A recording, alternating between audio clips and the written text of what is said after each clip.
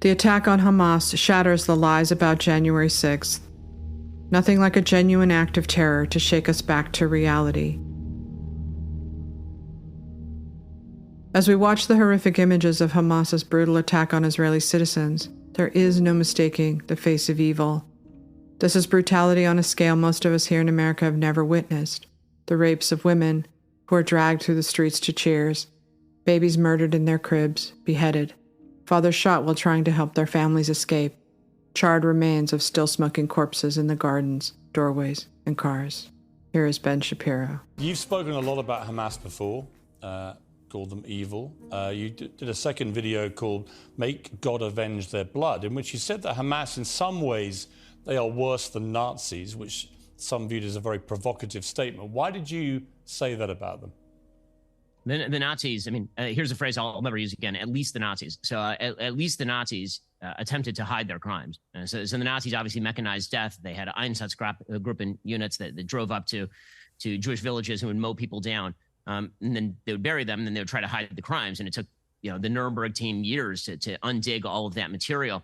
In this particular case, you have Hamas terrorists who are murdering Jews in their beds and then live streaming it and celebrating it and bragging about it and talking about how incredible it is and blasting that sort of stuff out. I mean, the videos that I've been showing on my show, a lot of them are coming directly from Hamas. I mean, it's Hamas that is taking contemporaneous video of this sort of stuff. And that's a whole new level of evil. I mean, to celebrate this sort of stuff, to treat it as a triumph. I mean, I think the thing that people really have to realize here is this is not a military operation. This was not a military operation. I mean, people have compared this to, for example, the 1973 Yom Kippur War.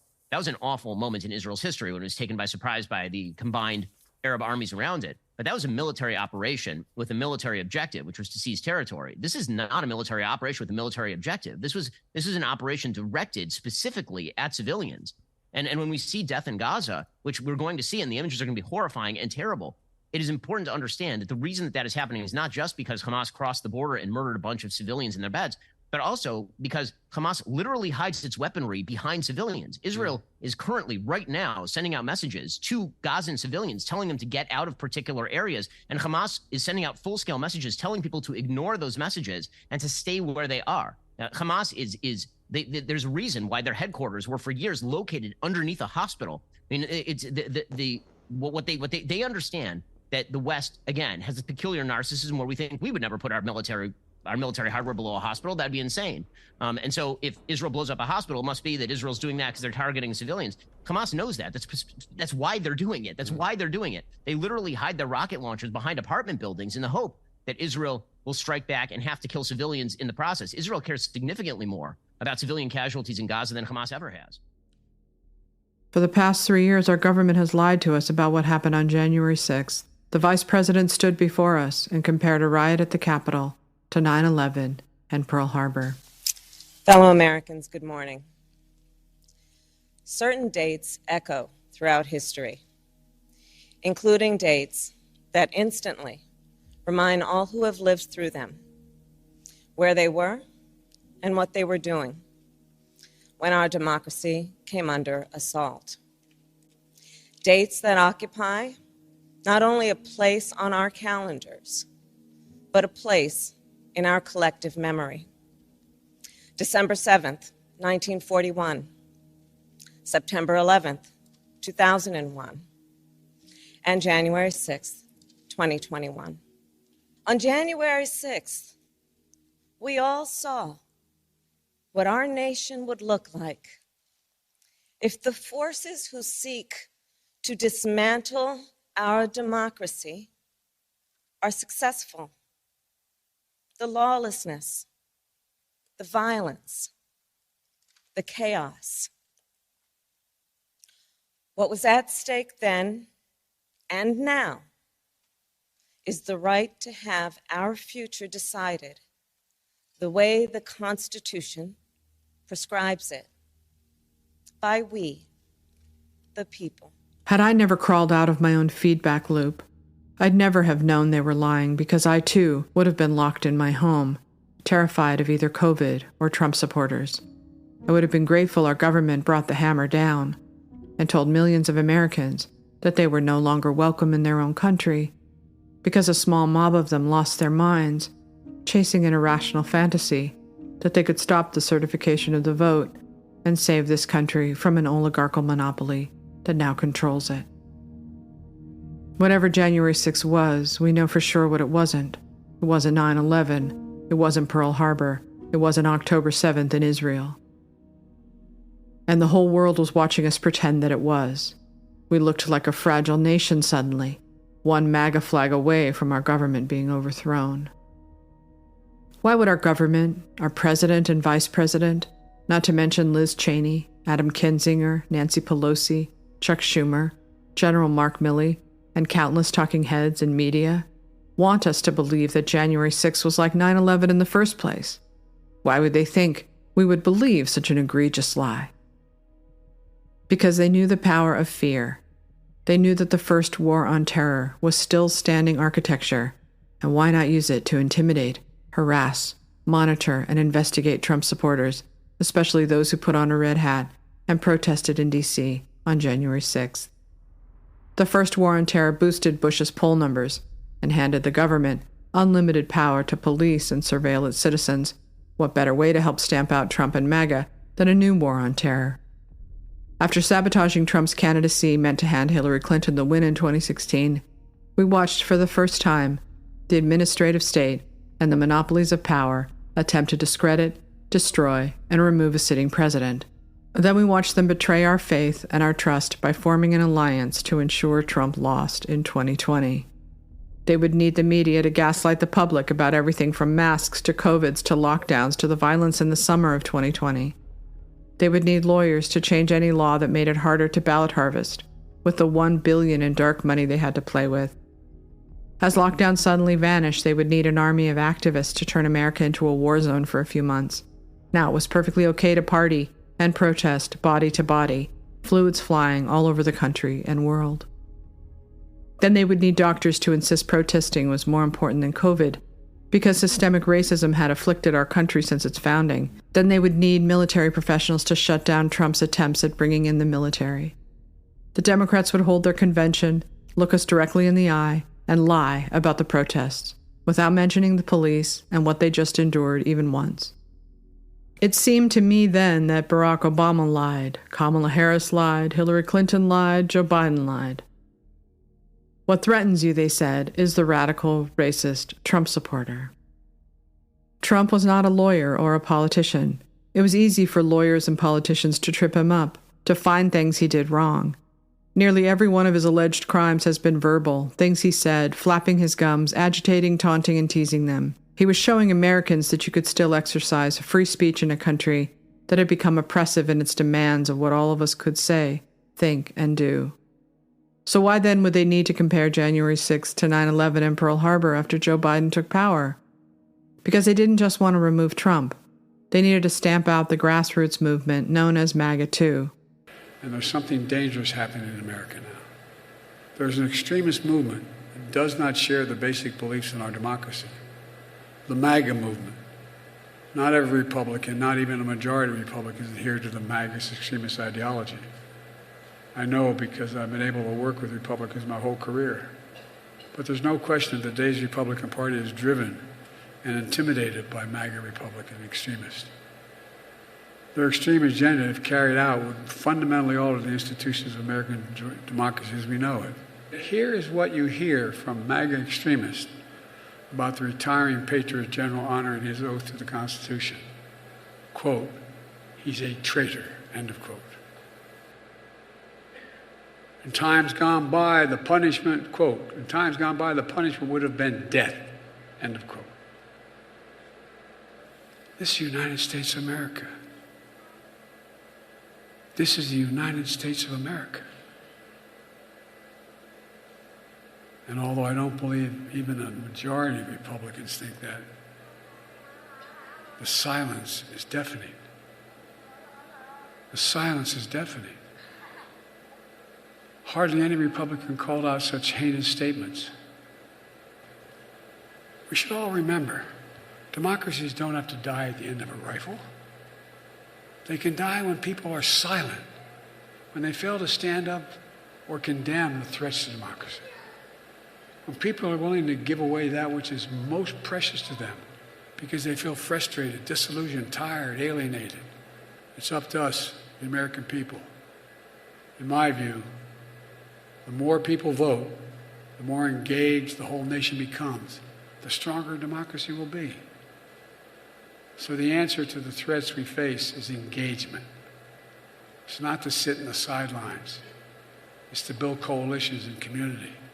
To remind ourselves there's a clear majority of us who believe in our democracy and are ready to protect it. History's watching. The world is watching. And most important, our children and grandchildren will hold us responsible.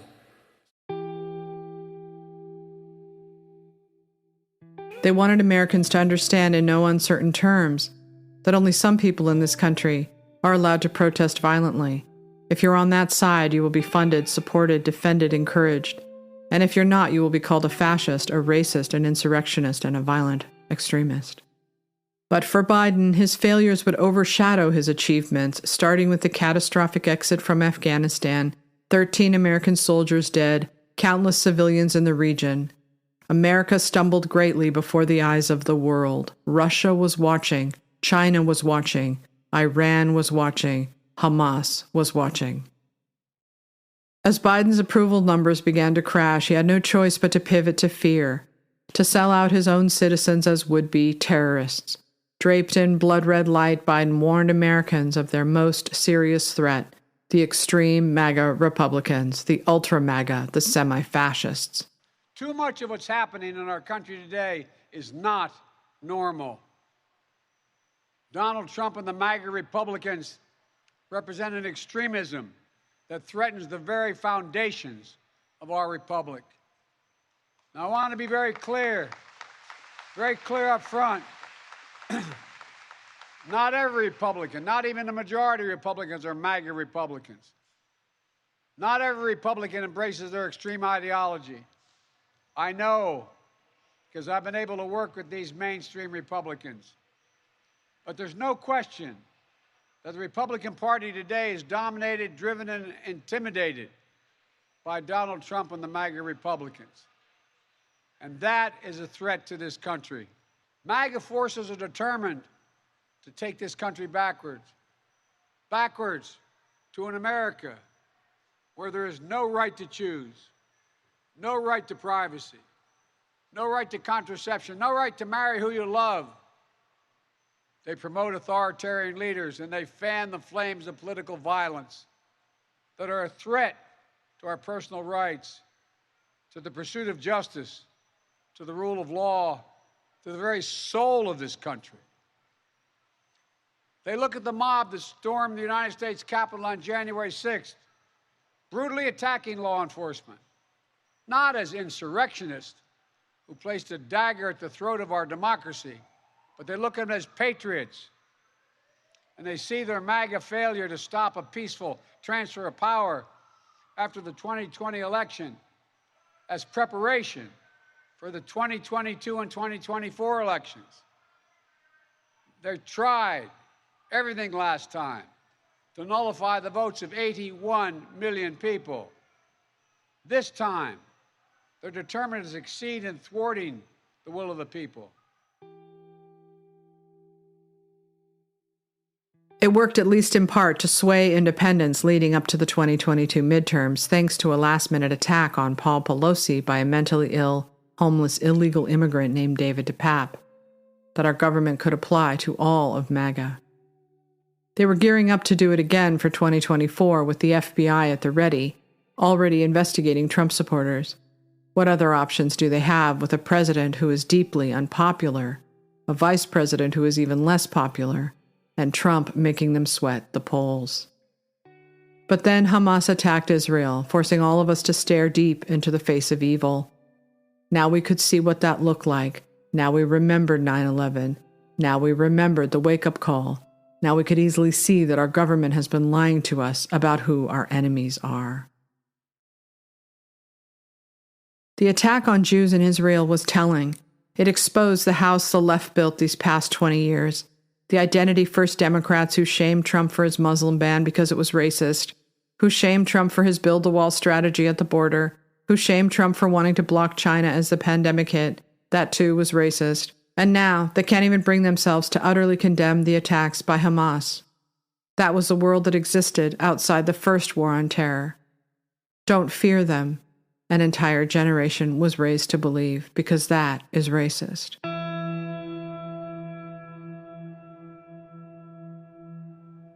Fear those other people over there with the MAGA flags, because they're all angry white men, mad about women and people of color having a voice for the first time.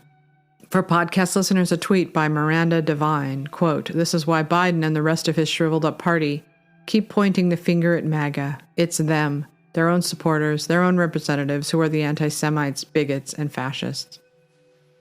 And then another tweet, quoting Jake Tapper, "The last few days have been a real eye-opening period for a lot of people, a lot of Democrats, a lot of progressives, in terms of anti-Semitism on the left.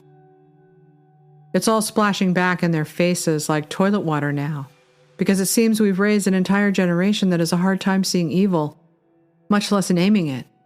If they deem their attackers as oppressed and the victims as oppressors, based on what they've been chattering about online for years now, evil is harder to see.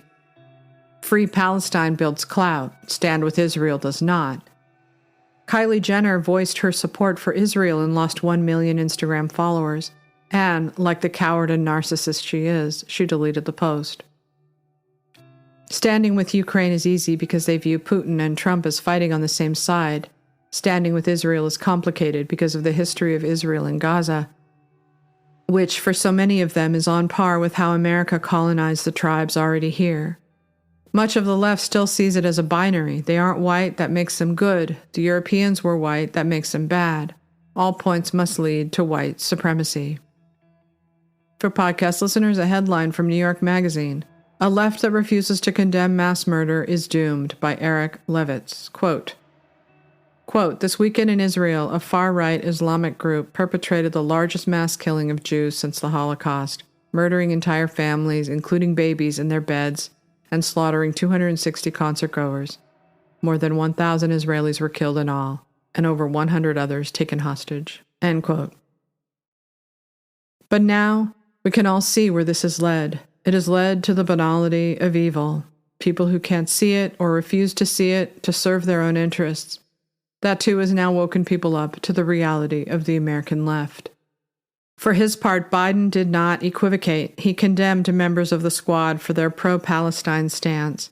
He offered unwavering support to Israel, and still offers unwavering support to Ukraine. And right about now, we're all wondering if this will take us to war.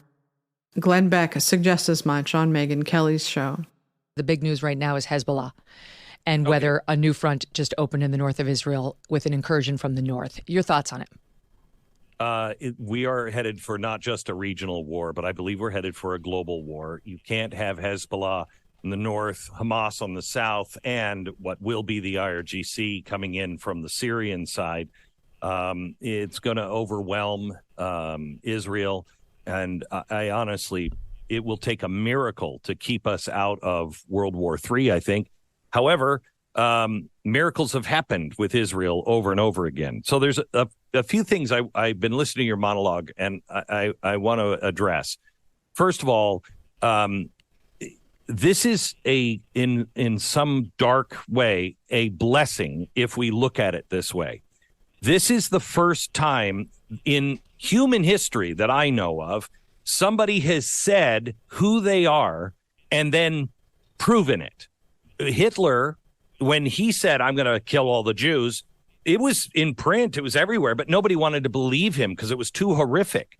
He even tried to cover it with a final solution and then cover it at the end. He didn't want to be known as that guy. So we didn't know. This time we know. They say it is not about a second state. It is about killing the Jews, period. We know what they say. We know what they do. They put it on social media. They wanted the world to see it. So this goes into not only who Hamas is, but who is Iran, who is Hezbollah, who is the RIGC, who is Black Lives Matter? Yeah. Who are the people that are in our own Congress, in our own schools, that are endorsing this or turning a blind eye? This is where the blessing comes in. This, I think, is one of your last chances to actually get off of that death train and step on to a platform of truth. The banality of evil. There is a hollowing out of the core of the left, a lack of morality that seems to be taking them to increasingly dark and dangerous places. Abortion is something they pretend doesn't warrant even sadness or remorse, just celebration. Somehow the safe, legal, and rare argument means all women must become sociopaths without any connection to the baby they created or the children they mothered. Here's a TikTok video of a woman dancing, saying, "This is a video of my fetus before it was aborted." They seem to have found allowable targets, a baby inside of them they don't have to care about, millions of Americans who don't want to live the way they do, and the ability just to wash away the deaths at the hands of Hamas if it means more likes on TikTok. Maybe that means Biden might still get away with perpetuating the big lie about January 6th. If his poll numbers do not improve, he'll have no choice but to flip on the red lights and start screaming about semi-fascists. Questions remain. To date, there has never been any full reckoning of exactly what happened on January 6th. None of the people involved in the riot have been charged with any crimes they threatened to do online. They are being punished for them regardless. We are in the era of thought crimes and pre-crimes because a whole generation no longer knows the difference. The government knew way before January 6th that a violent mob was coming to the Capitol. They knew, but they did nothing. Why? Here is what Capitol Police Chief Stephen Sund, no fan of Donald Trump, wrote in his book, Courage Under Fire, about January 6th. Quote, "What I didn't know as I drove home that night was that many of these people who were filling up the city had already been in continuous communication with each other, saying things like this: be ready to fight. Congress needs to hear glass breaking, doors being kicked in, and blood from their BLM and Pantifa slave soldiers being spilled. Get violent. Stop calling this a march, a rally, or a protest. Go there ready for war. We get our president or we die. Nothing else will achieve this goal." End this. Deploy Capitol Police to restrict movement. Anyone going armed needs to be mentally prepared to draw the line on Leos. Shoot them first, but make sure they know what happens if they do. And this. Get into Capitol building, stand outside Congress, be in the room next to them. They won't have time to run if they play dumb. And this. You might have to kill palace guards. Are you okay with that? Sund writes, "I didn't know any of this that night, but the thing that will haunt me for the rest of my life is that many others in the intelligence community did know. The intelligence community did know. This intelligence had been gathered by the FBI, the Department of Homeland Security, and the military. Hell, this intelligence was even available on the IICD, the intelligence division of my own USCP, intelligence that had been known for weeks before January 6th. All this intelligence was out there, sitting on desks and laptops all over town, much of it known by many of the very agencies that had been represented at my video call just hours earlier, attended by agency leaders either unaware of or unwilling to share the intelligence their agencies possessed. No one said a word about this DEFCON 1 flashing red alert. This changes everything intelligence. And now I know as I was driving home on the evening of January 5th, I had no idea that my life and the life of so many others was about to be altered forever." End quote. Perhaps it's high time someone in the Capitol Police sued the government and the intelligence agencies for negligence and failure to adequately protect them from what they knew was coming. What a difference 11 years makes. The last war on terror helped build a massive apparatus to police citizens looking for would-be terrorists or radicalized Americans. There was as much pressure to deliver then as there is now. The difference is that journalists were still chasing the story back then, not yet too afraid to do so. Take this story in The Guardian from way back in 2011, and now imagine The Guardian writing anything like this about the FBI on January 6th. For podcast listeners, a headline: "Fake terror plots, paid informants, the tactics of FBI entrapment questioned." Critics say the Bureau is running a sting operation across America, targeting vulnerable people by luring them into fake terror plots. David Williams did not have an easy life. He moved to Newburgh, a gritty, impoverished town on the banks of the Hudson, an hour or so north of New York, at just 10 years old. For a young Black American boy with a father in jail, trouble was everywhere. The article continues, quote, "The group was perhaps not even Muslim, as its religious practices involved Bible study and wearing the Star of David. Yet Assad posed as an al-Qaeda operative and got members of the group to swear allegiance. Transcripts of the oath-taking ceremony are almost farcical. Baptiste repeatedly queries the idea and appears bullied into it.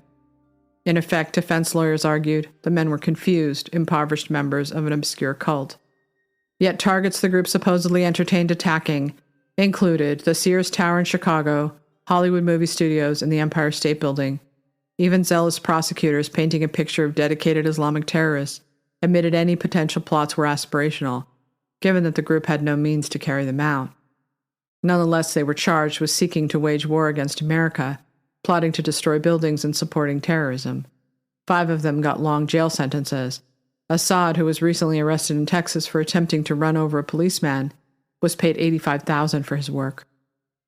This year, the jailed Liberty City men launched an appeal, and last week judgment was handed down. They lost, and officially remain Islamic terrorists hell-bent on destroying America. Not that their supporters see it that way." End quote. Glenn Greenwald says the FBI routinely engaged in the same kind of thing they likely did in both the Whitmer kidnapping plot and January 6th. While Judge McMahon conceded the government had a legitimate interest in identifying and capturing terrorists, she was unsparing in her criticisms, saying that the defendants, quote, never could have dreamed up such serious criminal acts on their own. She also suggested that the government had undermined, quote, respect for the law by sending a villain like Hussein to troll among the poorest and weakest of men, with, quote, an offer of much-needed cash in exchange for committing a faux crime. Had the government not contrived its elaborate sting operation, it is highly likely that the defendants would have simply lived out their lives in Newburgh, quite possibly doing life on the installment plan as they cycled in and out of jail for a string of petty offenses, she wrote, but never committing a crime remotely like what they became involved in. Do you hear that that's what the FBI does? They commit their own crimes. And I used to ask all the time during the war on terror when I was covering it, why, if there's such a grave threat of domestic terrorists in the United States, does the FBI constantly need to invent its own plots? And they're doing exactly the same thing now, only this time it's not aimed at Muslim Americans, it's aimed at your neighbors. People who are perceived to have ideologies that are threatening to the establishment and make them domestic extremists, whether on the left or the right. In July of 2021, I wrote exactly that article. There you see the title, quote, FBI using the same fear tactic from the first war on terror, orchestrating its own terrorism plots. And it was about the plot involving Gretchen Whitmer and questioning the FBI's role in 1/6. As I wrote, questioning the FBI's role in January 6th was maligned by corporate media as deranged. But only ignorance about the FBI or a desire to deceive could produce such a reaction. And I wrote that about that case. I talked about several cases where the FBI got caught in egregious conduct, creating their own crimes and luring people into it. And when these people get sent to prison, they get sent to prison as terrorists, which means they don't go to any prison. They go to prisons, special prisons created after 9/11 to be extremely repressive, just like the January 6th defendants were treated like insurrectionists, including the ones who didn't use violence, and were put in solitary confinement pending trial. A 4.5-year sentence for the Q shaman who didn't get near violence because liberals were demanding the head on the pike of people involved in January 6th, and because they're eager to criminalize the Trump movement by turning it into an insurrectionary movement. They're inventing criminality in the Trump cases and in these cases. Only one mainstream reporter had the guts to cover the Whitmer FBI entrapment plot in Esquire magazine, but even he must capitulate in the end, as his career would be over if he didn't, because the new left, not like the old left, supports and defends the FBI. And anyway, back in 2011, journalists at The Guardian were likely to be more sympathetic to non-white suspects, as opposed to now, where their concept of MAGA is that they're angry white men looking to kill black and brown people.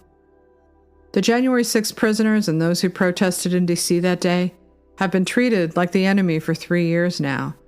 They don't have many advocates, that's for sure, but there is one.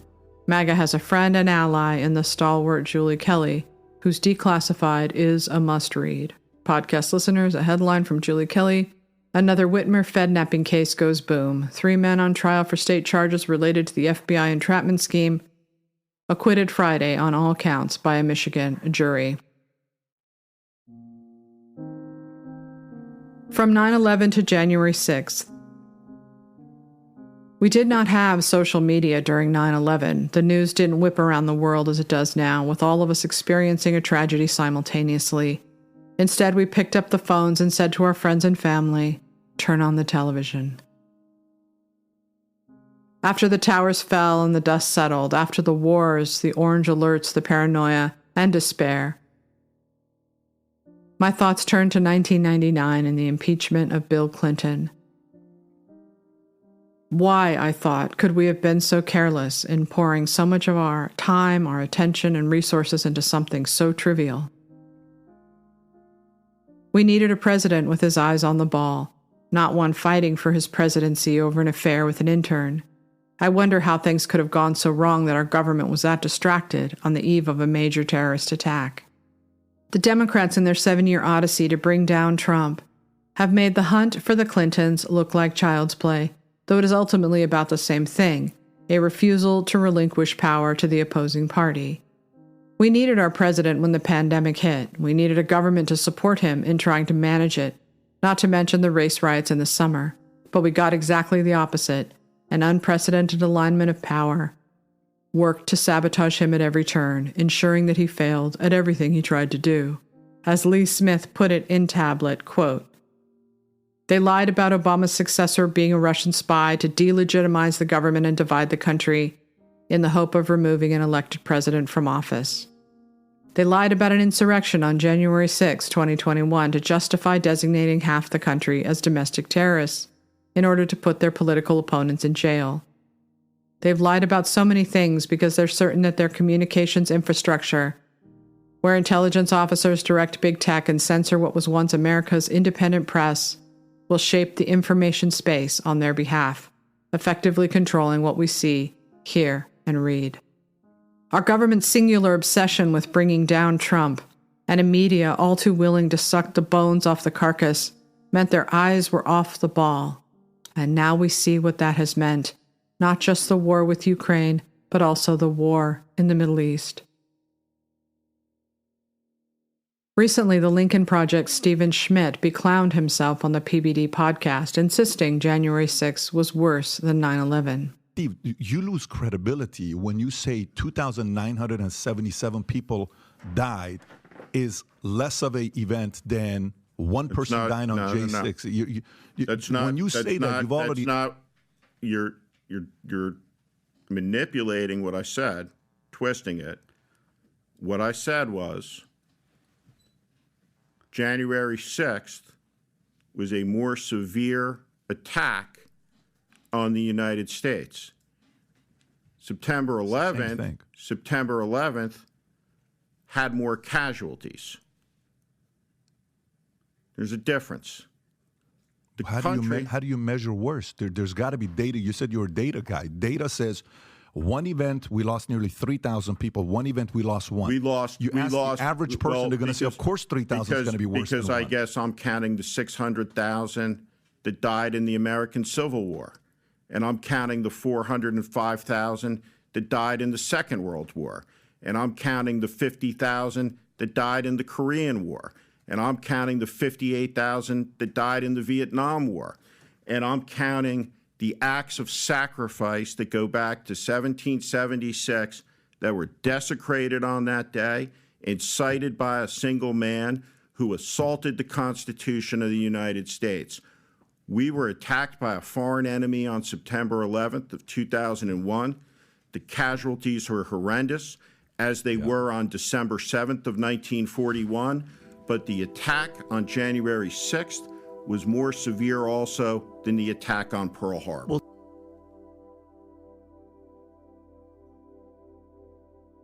How will they still be able to lie about January 6th now that we've all seen the face of evil? We know the difference between what happened at the Capitol and what just happened in Israel. They're nowhere near the same. Anyone who says they are is a stone-cold liar. Let this now begin the post-delusion era where we can, at long last, be told the truth.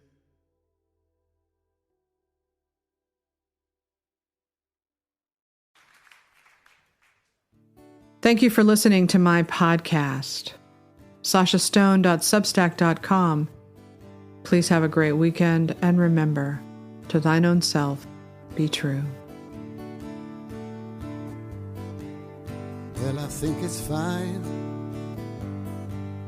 building jumbo planes or taking a ride into cyberspace. Switch on summer from a slot machine. Just get what you want to if you want, 'cause you can get anything.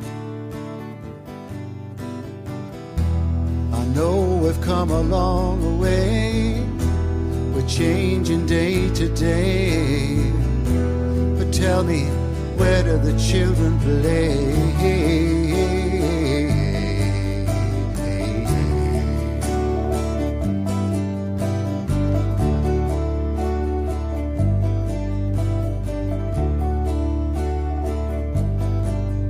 Where you roll on roads over fresh green grass for your lorry loads, pumping petrol gas, and you make them long and you make them tough, but they just go on, and it seems that you can't get off. No, we've come a long way, we're changing day to day, but tell me, where do the children play?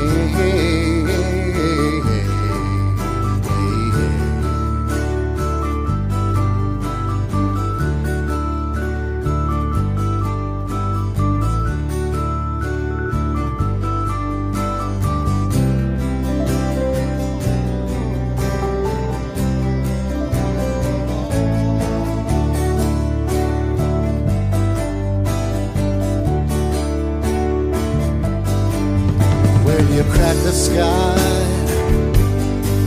scrapers fill the air, but will you keep on building higher till there's no more room up there? Will you make us laugh? Will you make us cry? Yes, will you tell us when to live? Will you tell us when to die?